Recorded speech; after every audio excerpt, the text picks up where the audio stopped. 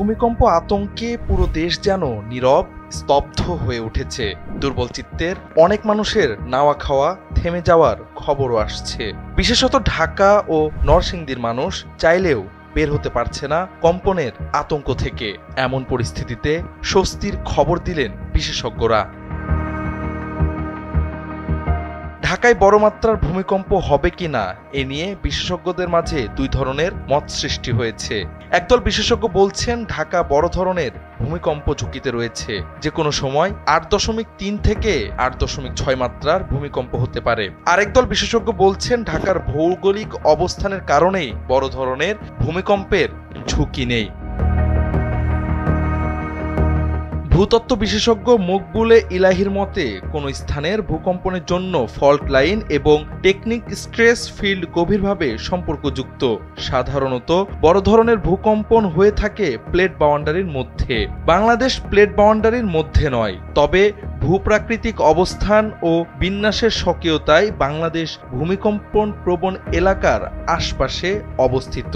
এমন উদাহরণ তুলে ধরে ভূতত্ত্ববিদ মকবুলে ইলাহি চ্যানেল আই অনলাইনকে বলেছেন, বাংলাদেশ তথা রাজধানী ঢাকা ভূমিকম্পের প্লেট বাউন্ডারির বেশ বাইরে অবস্থান করছে, তাই ঢাকায় বড় ধরনের ভূমিকম্পের সম্ভাবনা নেই।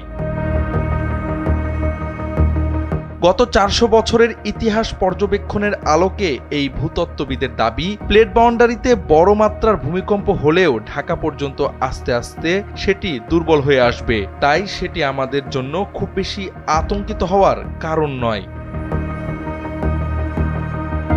আরেক ভূতাত্ত্বিক প্রফেসর ডক্টর জিল্লুর রহমান বলেন, ঢাকায় যে ভূমিকম্প হয়েছে সেটি একটি সাধারণ ঘটনা।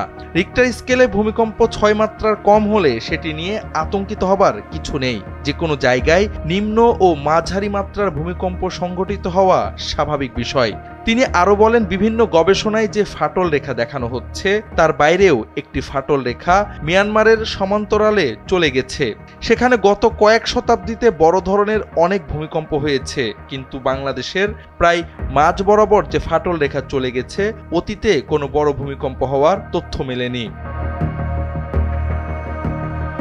ভূমিকম্প নিয়ে ব্যতিক্রমী দাবি করা এই দুইজন বিশেষজ্ঞ বলছেন, সতর্কতা দরকার, তবে আতঙ্কিত হওয়া যাবে না। অতিরিক্ত আতঙ্কে মানুষের স্বাভাবিক জীবনযাপনে বিঘ্ন ঘটছে।